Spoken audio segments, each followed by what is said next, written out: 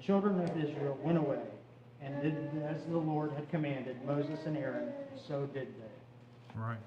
Very good. There's a lot can be said. I'm going to give you the first crack at it. Okay. What catches your eye? What'd you see when you read it or when you heard it read again? What'd you notice? What'd you catch? Megan, did you have a thought? Yeah, All I right. was gonna say, I mean, unleavened bread is talked about, what, 7 times? Yeah. Verse 1 to 28. Or I don't know if I missed one, but it was like 7 times. It's at least 7 times, over and over and over. I wonder which kind of bread it was, right? It's one of those where, I've said this before, when the Bible repeats something, it's on purpose, Yeah. right? And not just the phrase unleavened bread, but I mean, over and over, it's no leaven in your houses. You know, remove the leaven. If you eat something that's leavened, you're cut off. That's said at least twice. And it doesn't matter whether you're a sojourner or a native. Whether you're an Israelite or you're just living in their territory, if you eat leaven during that feast, that's it, right? You are cut off from the Lord. Okay, no more. You're no longer beneficiary or part of His covenant people. Okay, that is out. It seems an awfully small thing, doesn't it? Like, don't eat bread with bubbles. It's like, that's not, I mean, you wouldn't think that's a deal, but with God it is. He said something very simple. Don't do this. And that's the thing, right? And there's some meaning behind that, all right? What else? Yes? I think it's interesting, this was such a major event that it changed the way that they counted their time. Yes. It changed their calendar. That's how important this event was. It looked like it became the preeminent thing. Yes. Where else in Scripture does God change the calendar? It doesn't happen anywhere. This is the only, to my knowledge, this is the only time. God said, your calendar now starts today. Today is, in effect, New Year's Day to you, right? The day you leave Egypt is the day you will start counting time, right? Because in effect, that's the day they became a nation. This is their New Year's Day combined with July 4th, 76. I mean, it's all of it on one day. Mark? I was going to say, it's interesting too, that he not only specified, well, interesting one, how much was specified. And that's interesting is that there was a little room for how to interpret and adapt what he said to the circumstance. Like, for example, how many people would eat the lamb? Yes. There was some flexibility in that part of it, but most of it is specified exactly how they're to dress, what they're to eat, you know, how they're to eat it, you know, and to prepare. The other thing is interesting as I thought about it is he not only queued up the fact that this is how you're to do it, and then would later say, oh, by the way, we're going to remember that. He told them, you're doing it now, and you will remember this later, too. I think that's interesting all at once. And, of course, just think, single event that is remembered periodically. Yep. So it's a single event, but you will continue to remember this event in the future. That sounds familiar to us, right? A single event that we keep doing again and again, you know, for the same reason of remembering. All right, what else? What strikes you? Yes, ma'am. The one thing that struck me is the other plagues, God really didn't require much from the Hebrews. This one He did. And if they didn't do it, I mean, I think it shows they were paying attention, or the smart ones were paying attention. Mm-hmm. They didn't do that, they were going to lose children too. Yeah. And I think it showed the seriousness of God's deliverance, actually, is what it is. So if my memory serves me right, it was the 4th plague where God distinguished between His people and not, right? And then you got 4, 5, 6, 8. The 10th one, they could get the same. That's how serious this is. And you almost have a sort of progression of, you know, at one point the Egyptian magicians say this is the finger of God. And then you say, you know, God's being more involved. And in this text, what does it say God is going to do? Right? I will pass through the land of Egypt that night. So this isn't the finger, this isn't the hand, this is God coming. In that sense of, you know, the destroyer or the angel, however you want to put that. He's coming, and you better prepare, right? Even though you're an Israelite, you have to get ready, right? no being an Israelite would save them, right? It had to do with obedience. Yes? I think it's the first time I noticed the pre-selection of the lamb, that 4-day window when you've selected him before you actually offer him. I knew the other qualifications, but I hadn't thought about that one before. It is sort of a curious one, and people are they give a lot of opinions on why, right? Is it 3 or 4 days to make sure the lamb's without blemish? Is it to make sure you have? I don't know. It's a good kind of question as to why, but a prepared animal for a set purpose, right? That idea tracks throughout the Bible.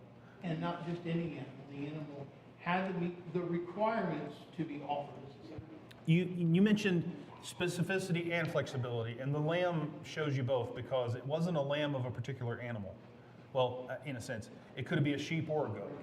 Either one would work, but it had to be a year old without blemish, so on, right? All right, yeah. And then Derek will be next. Whenever you read this, you can see something that it took me a long time to grasp. The Passover was a family observance. Mm-hmm. That you didn't get invited. It's not like going to church. And if you don't have the qualifications to be a Jew, you can't participate in it. Mm-hmm.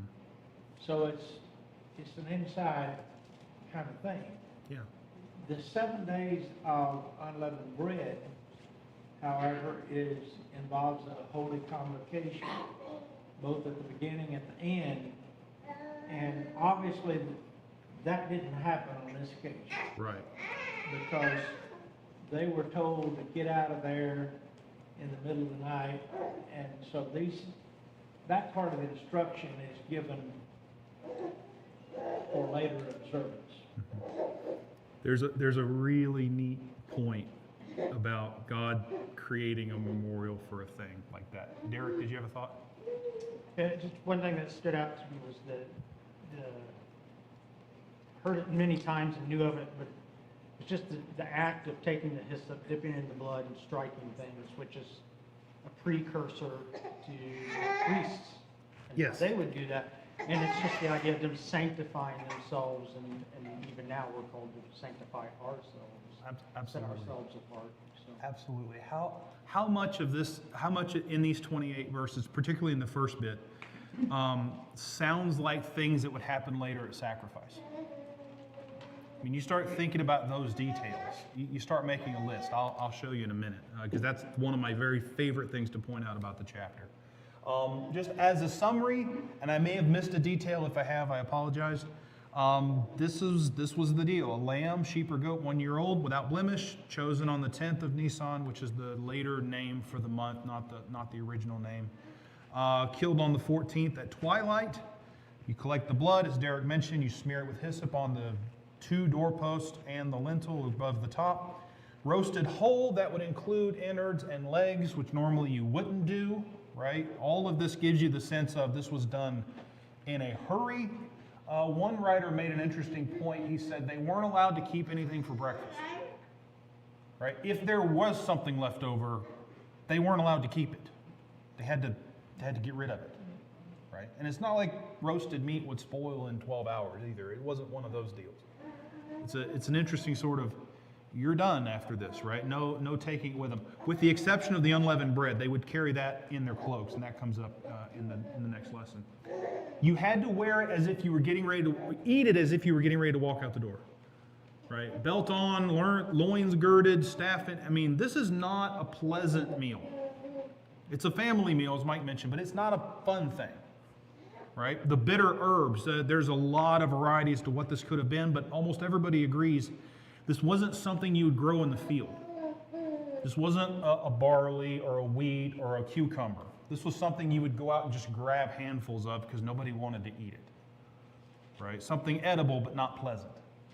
All of this gives you this sense of haste and getting ready to go on the journey. Okay, I had this thought too.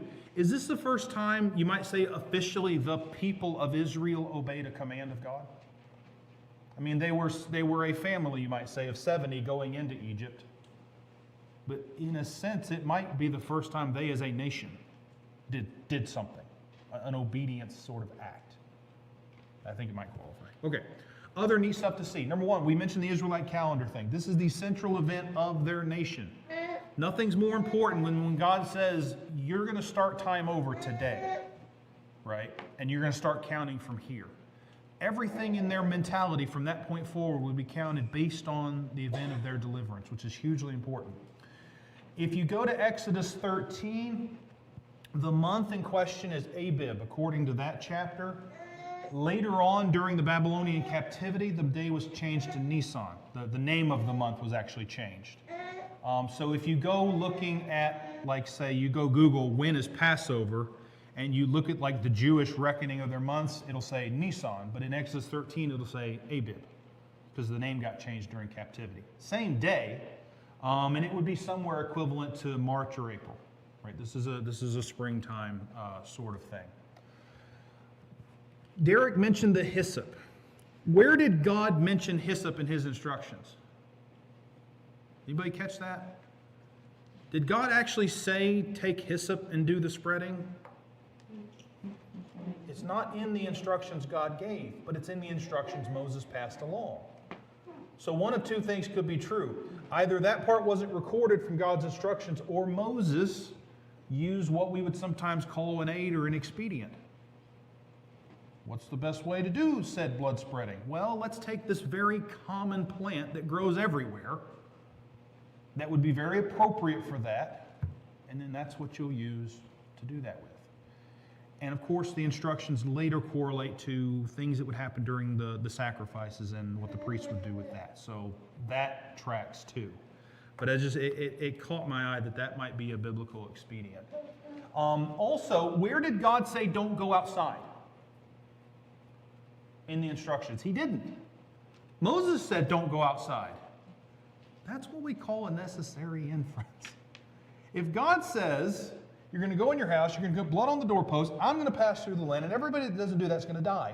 Moses read that and said, okay, guys, what you need to do, don't go outside. Right? That's implied, but it fits. Right? It's that idea of making an inference that's necessary. I said this already, Passover wasn't pleasant. Now, isn't it interesting that God would say, I will deliver you tonight, and I want you to remember tonight from now on, forever, as your nation. He's commanding a memorial for a thing that hasn't happened yet. Right? That's out of the order of things. We don't do things that way. A great event happens, and then we make a memorial for it. Right? No one cared about July 4th until after, right, the American Revolutionary War. Then the memorial and all those sorts of things start to happen, right? God said, I will save you, and by the way, you're going to remember this from now on forever. That's different, right? And that tracks too with something Jesus is going to do later. The part about the sacrifices. When you start looking at the details of Passover and you start noticing similarities to the Israelite worship, there was a sacrifice they did where all of the animal was burned up. It's the burnt offering, Leviticus 1. The whole animal, including the entrails, including the legs, minus the blood, they did something else with the blood. The smearing of the blood on the altar before sacrifice. A portion of the sacrifice that's eaten by the Levites. Okay, the Israelites ate part of this thing that was being burned, and the blood saved them on the outside. The idea of there being required clothing for this sort of sacrifice. Nothing's left over till the morning. That's what would happen after a burnt offering. It would be completely consumed. Hyssop. The list goes on and on and on. And then there's Exodus 12 and verse 27. Look closely. What does Moses call the Passover? Sacrifice. The same word. This is the sacrifice of the Lord's Passover, right? So, to my mind, and this isn't, I wouldn't, if you didn't believe me or didn't want to take this, I'd be fine with it, but it really does sort of point towards every Israelite house becomes an altar, in a sense. Not one-to-one, but in a sense, right? They're saved by sacrifice. I think that theme works. Okay, what would they have done with it? All right? What things would the Israelites have to have taken from this event? What should they have learned from this, both locally and then as they would have read this later on? Okay, what big lessons stand out to you if you're an Israelite? Yeah. Well, I mean, I don't think exactly what you're looking for, one of the things, but I was just thinking, you know, like, God gives them these specific instructions. They had literally just witnessed all these plagues. I mean, if they didn't do what God said, they were crazy. I mean, literally, Yeah. like, I mean, beyond all the stories they've heard in past, I mean, but like, just this, so, I mean, they took it to mean what they needed to do it. Yeah. God is capable of plagues 1 through 9. When he says, I'm going to do this, and by the way, you better X, Y, Z, do all these things, that's required. It's fascinating to me, and that's sort of in parallel with the first thing. The fact that Israelites were Israelites wasn't good enough. Every Israelite who didn't do this got the Egypt treatment. It wasn't about ancestry, although that opportunity was afforded to them because of their ancestry and the promises. But they would not be able to enjoy those promises unless they obeyed God. Right? Unless they did the lamb and the blood and all the things, there's no guarantee of protection. In fact, God says otherwise. He says the firstborn will be struck. Right? Who was it? Carpenter in his commentary said, Yahweh's instructions, a moral and ethical response of faith was necessary. Right? Obedience to that was required. So if you're an Israelite, obedience is a non-negotiable. You have to do what God says or you will suffer. Yes? I was just thinking, they're probably, the first time that this is read with them, they're probably sitting there in the wilderness, rather disgruntled.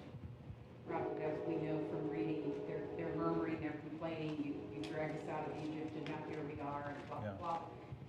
But I think perhaps this was you may be sitting here in the wilderness right now, but you still have obligations. Mm-hmm. Mm-hmm. This wasn't a one and done, and it's not just, you do it when it's convenient Right. or when you're happy about it. Yeah. Obeying God's not just a good idea, you do when you can. Yeah. It's an absolute all the time. That's what's required of you. In a way, this would have been kind of every Israelite would have been hearing the stories from their family, right? And this is sort of like an official record. Here's what did happen. Here's what God did say. Right. Mark, did you have a thought? I was just going to say, the other thing that's interesting to me about this is that there was some time allowed here for this message to get through all of Israel. This is not one of the plagues where it's going to happen and you'll find out about it. This is one where everybody in Israel needed to know explicitly what to do to observe this correctly, or they would die. Somebody in your household would die. Yeah. And so I thought about that the beginning of the year, it's day 10 before you save the animal that you're going to sacrifice on day 14. And that, in fact, they had a week to get the message out and make sure all of Israel understood their obligations to protect their family. Yeah. God allowed them time to prepare. Propagate the message. And spread it and then get that animal. Absolutely. Yep. Kind of took this, that God's judgment creates urgency. And it should in us too. I know Yes, that's it kind of does. low-hanging fruit, but when you think about it, the whole Passover is built around haste. Okay? Again, God's judgment is coming. If you do not do this, your firstborn will die. Yeah. Okay? So we apply that to us. God's judgment is coming to us. The same as, I know that's an application more, but it's coming, so you have to be prepared for it, right? Right. They roasted the meat instead of boiling it, or a different method. That's quicker, right? Yeah. The bread, it did not have to rise, right? It's unleavened bread. So there's the urgency of when God says this will happen, it will happen. Make sure you're ready. Yeah. God's instructions pointed towards urgency, right? Not just, hey, go cook it and let's hope you do it right, because go cook it and here's how you have to do it in order to be, for it to be effective for you. And the whole deliverance and salvation, that only makes sense if there's something to be saved and delivered from, right? We want love and deliverance, but without the judgment half, and the words lose meaning without the opposite side of that coin, right? Saved from what? Kimberly? And it just hit me too as you were saying that. God didn't say, cook your meat fast. Go. He actually did say, like you're going to do it like this. He set up the rules so that you would do it correctly. Mhm. Instead of just saying like, we're gonna do it fast, so figure it out. Right. Here's your time. Like that kind of thing. Right. You were talking about utter chaos, right? Instead, God gave them the manner that it would be done in that would accomplish his end, right? And you note that he didn't explain what the end was. He just said, here's the way you need to do it. We've been able to infer kind of why, but they didn't need that. Not just, obey now, but remember the thing I'm about to do forever, right? One guy I really, really respect, he had this to say. He said, covenants are established with promises and sustained by memory. Right? God's entering into a covenant with them in the sense that he's going to take them out of the land of Egypt. He said that already back in, I think it was chapter 6. This is about to come to pass. And the way they're going to be blessed in the future is by remembering this event. You will do this forever throughout your generations. And in fact, the one who doesn't do this or who does this improperly, that person's cut off. That's how significant this was.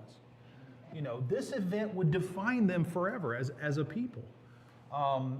Just if you want to find an interesting reference, if you just look for the phrase out of the land of Egypt, it's like 70 something times in the Old Testament, 44 of those are in the law of Moses. And God just says it repeatedly to them. He says a lot of things repeatedly. I am the Lord is one of the big ones. In fact, it happened in our chapter, or I am Yahweh, as I think his version said. But I am the Lord your God who delivered you out of the land of Egypt. That's the first line of the Ten Commandments, right? That phrase means something, and it's the central event they're supposed to remember. Israelites were saved by blood. That's what was on the door, right? The door was the main entrance, maybe the only entrance in and out of the house. Blood is not a liquid that can prevent God from going anywhere. But God said, if I see the blood, I will pass over you. Right? So what saved them? They were saved by the sacrifice of something innocent. You could point several things there. You could say they're saved by All signs saved point by to blood. that. Yeah. Yeah. Yeah. This is, in shows they call it a nexus event, right? This is the one thing that defines all the other things. And for Israel, this is it. Leavened and unleavened, why God chose it the way he did.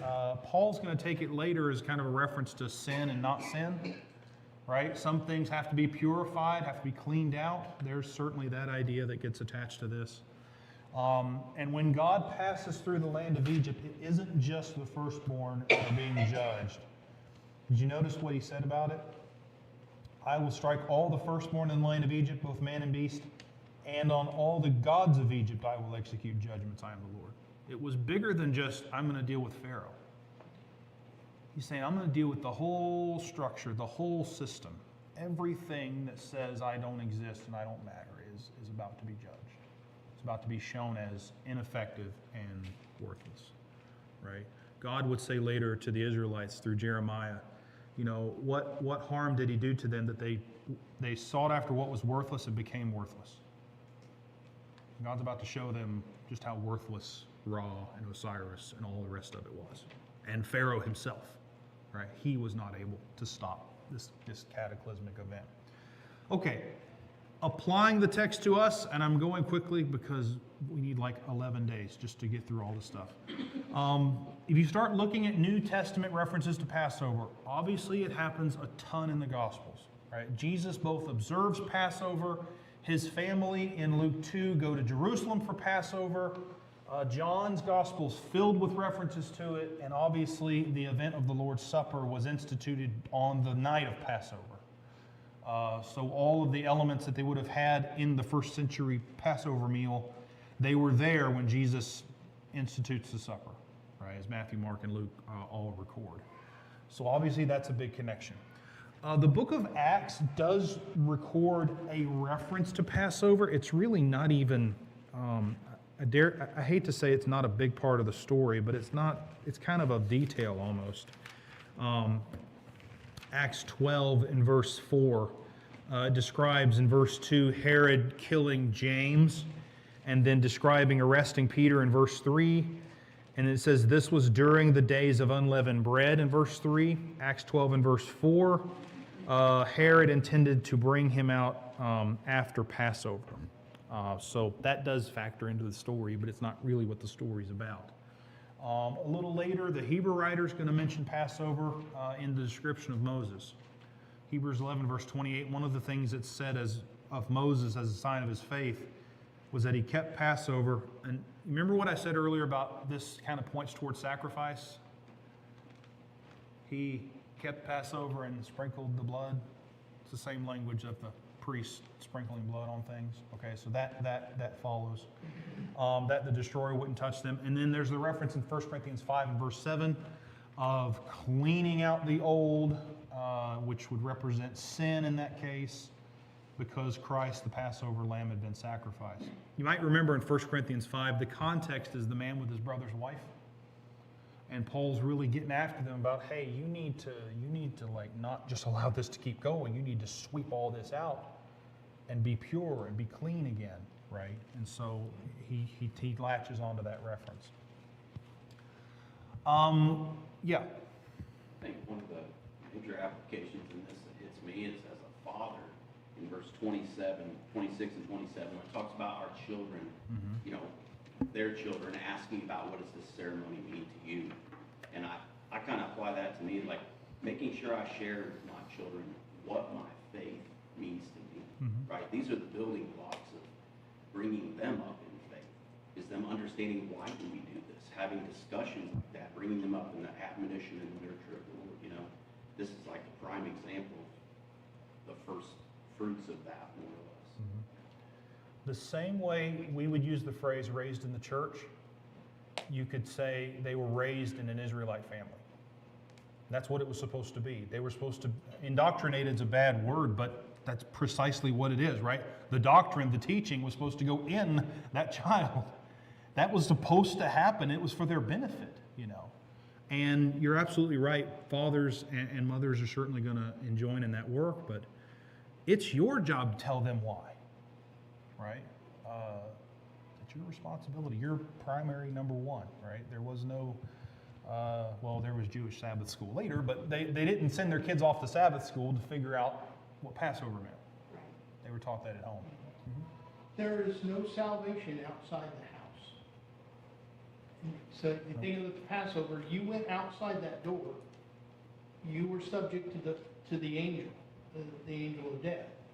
Right? Even though you had done, so you think about Christ established the church.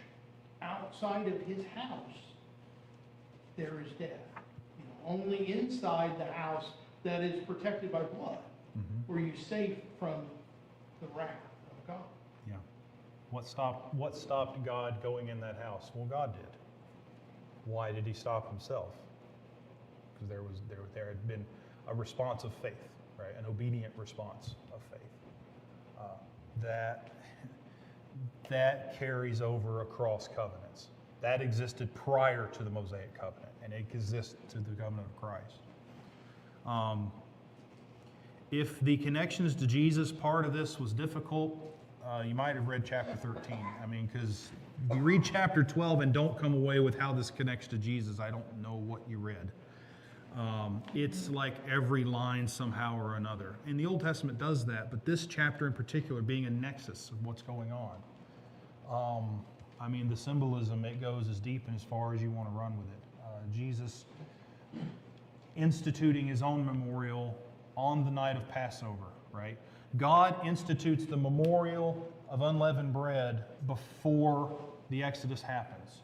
Jesus institutes the Lord's Supper before the crucifixion, right? And he's very explicit when he does this, right? This is my body, which is broken for you. Well, not yet, but it's about to be. This is my blood. All describing an event that hadn't happened yet. The same way God did with his own people in the Exodus. You know, the blood of the Lamb protects those under it from destruction. That idea is in what we believe with Jesus, is what's stated of Jesus, right? Over and over and over again. I said that part already. Peter describes Jesus as our ransom, and he uses Passover language, a lamb without blemish or spot, 1 Peter chapter 1, verses 17 to 19. Those connections would have went forward. It makes it all the more tragic that that Jews would reject Jesus, because of all people on the earth, they would have understood what it meant for him to have done what he did. They were soaked in that language, in that idea, and yet they turned away from him.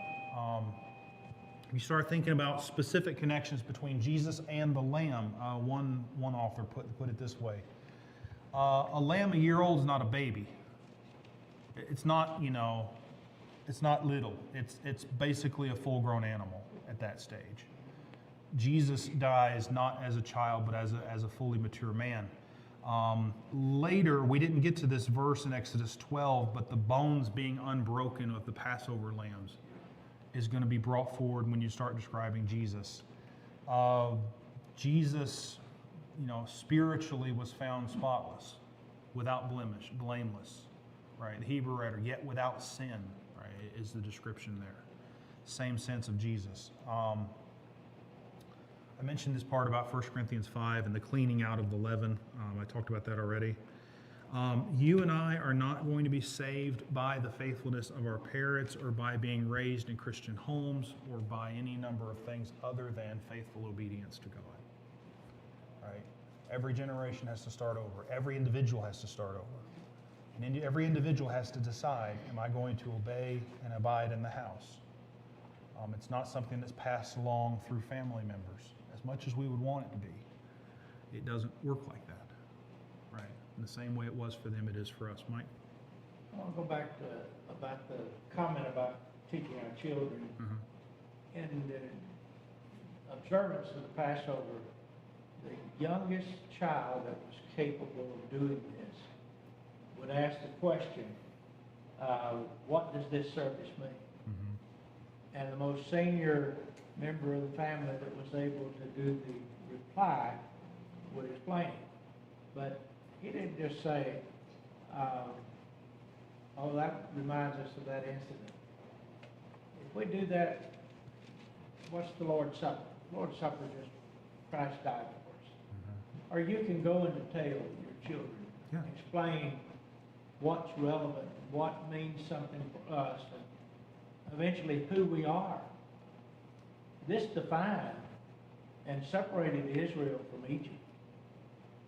And in the same way that becoming a Christian does for us and the world. Yeah. You've got to get that into the minds of your children, or you're not going to be effective in showing them what we're doing here. And you mentioned that at older, they would tell the whole story. Yeah. From beginning to end. I mean, the Passover meal, it takes a couple, 3-4 hours. I mean, it takes a long time to go through all that. Now, there's been lots added to that since, but the ideas of it's still the same, right? Katie, did I see a wave?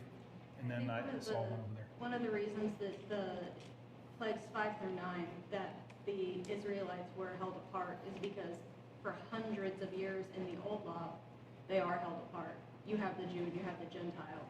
And then when Jesus comes and dies, it doesn't matter who you are. What happens to you is up to you. Just the same with Egypt. That's a cool connection. The Israelites they could die too. Yep. Jew and Gentile alike are under the same standard at that stage, right? Makes you wonder if there were Egyptians that, maybe the same ones who earlier put their animals in the house. Well, we know that people of mixed race went with them too. We're told that people that weren't Israelites left with them. Yep. I mean, you're talking So- about, we think of the land of Egypt really in the story as a city. You're talking about a country that had around 4 million people in it at the time. This was not an isolated event. This happened everywhere. Yeah. Pretty neat. I love it. I said this part already. Oh, anything else? Somehow I ran out of stuff. I know I didn't put everything on here. First time for everything. It's a first. You're not wrong, Sean. Yes, sir. So kind of go along with Mike's comment about being diligent, think about 2 Peter 1:10, making your calling and election sure. If you look at that scripture, God says says, when I see the blood, Moses says, when the Lord sees the blood. And I think Corey, a month or two ago, in his Lord's Supper talk, talked about this, but when they were applying the blood to the doorpost, there probably wasn't a whole lot of people that were just kind of dabbing it on there. Oh, no. There's some second, third coats being applied. You're Yeah. gonna do the right thing, you're gonna do it to its full extent, if Mhm. your life depends on that, so. Yeah, no drop here and there and hope for the best. You know, the walls, the top, maybe the ground around, all of it. And we say that kind of in jest, but this wasn't a funny thing. This was, we're gonna make sure, And hyssop would have been something the equivalent of a handmade broom. Yeah, it grows whatever it was just wild. How you would have applied it, if you think about that, it's a fairly crude way of applying something. It works, but it's not going to be beautiful. God's salvation was available with means that were was made available with means that were everywhere. There was no economic, barrier. Probably one of mine, right? It'll do Kool-Aid Man here in a second, just come through the wall. Hopefully not. Okay. Again, there's a lot there, but it's a really neat section. We're going to do the first part of lesson 5 next week, or sorry, not next week, the week following on the 11th, because we're meeting next week. You can see the references in the book, but it'll be through the first part of chapter 13.